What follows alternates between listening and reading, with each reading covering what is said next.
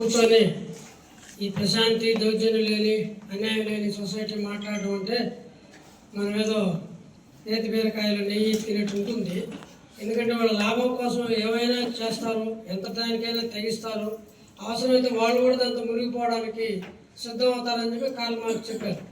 ఆ పరిస్థితి ఈరోజు సొసైటీలో మనం పట్టణ చోటు కనిపిస్తూ ఉంది. రాజకీయ వ్యవస్థ పూర్తిగా లాభాల కోసం లేకపోతే తమ ప్రయోజనాల కోసం ఉన్న పరిస్థితి, ముఖ్యంగా కార్పొరేట్ల ప్రయోజనం కోసమే ఈరోజు జరుగుతున్న పరిస్థితి అనేది చూస్తూ ఉన్నాం.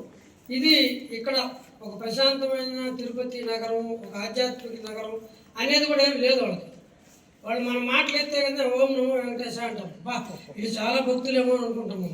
వెంటనే 10 మందిని పిలిచి అడుగు అరాగ్రహం చేసిరా, దాన్ని ఎవడిస్తే వాడు చేసిరా అని చెప్తారు. కాబట్టి ఇక్కడ ఈ ఆధ్యాత్మికతను కూడా తమ లాభం కోసం వాడుకునే ఒక సిస్టమ్ అనేది ఈరోజు అభివృద్ధి అయింది. దీన్ని మనం అందరం కూడా వ్యతిరేకించాలి. దీనికి పరిష్కారం ఏంటంటే సోషలిస్ట్ వ్యవస్థ అనుకోండి. చైనాలో ఒక ఇది ఉంది, social credit system. Social credit system పెడితే ప్రతి ఒక్కరిని స్కాన్ చేస్తుంది. నువ్వు రైల్వే స్టేషన్ ఎంటర్ అయిపోతేనే నాగరాజు ఈయన సోషల్ క్రెడిట్ సిస్టమ్, ఈయనకి మార్కులు ఇన్ని వచ్చాయని చెప్తుంది. అంటే నీకు తక్కువ వచ్చేసి అందరూ ఈయనూరు పెద్ద నేరస్తుగా ఉన్నాడని చెప్తాడు. నువ్వు కనీసం ఫ్లైట్ టికెట్ పోతే వాళ్ళ వెనకాల ఉండని చెప్తాను. ఇట్లాంటి సిస్టమ్ ఒకటి అన్నిటి బ్యాంకు లోన్కి పోతే నేను పక్క పెట్టేస్తాను. నేను స్కూల్లో పిల్లలు చెప్పడానికి పోతే కూడా నేను పెద్ద పెద్ద స్కూళ్ళు లేకపోతే ప్రైమరీ అయిన వీటికి ఎక్కడికి మొత్తం నేను దాని పాఠం చెప్పడం ఉద్దేశం. ఈ రకమైన ఒక సోషల్ సిస్టమ్ డెవలప్ అయితే తప్ప ఈరోజు ఈ యొక్క నేరాలని వీటిని కంట్రోల్ చేసే పరిస్థితి లేదు. అందువల్ల తిరుపతిలో జరుగుతున్నాయి అనే ఒక కాలనీని, ఒక వేణుగోపాల కాలనీని ఒక 500-600 మంది, 200 మంది ఒక 7 జేసీబీలు తీసుకుపోయి ఒక ట్రాక్టర్ తీసుకెళ్ళి మొత్తం దోపిడీ చేసి ఒక గంటలో ధ్వంసం చేసి వెళ్ళిపోయారంటే దీని యొక్క పరిస్థితి తీవ్రత ఎలా ఉంటుందో చూసుకోవచ్చు.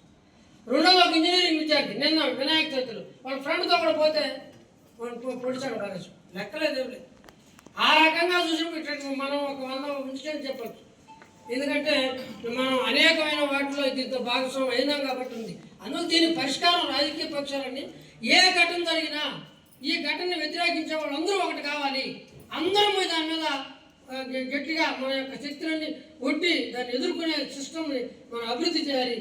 ఆరోపణలోనే పోలీసు భయపడతారు. పోలీసు వాళ్ళకి మన వాళ్ళు ఇప్పుడు రామానాయుడు గారు చాలా వివరంగా చెప్పాడు. అవన్నీ నేను చెప్తోచుకోవాలి.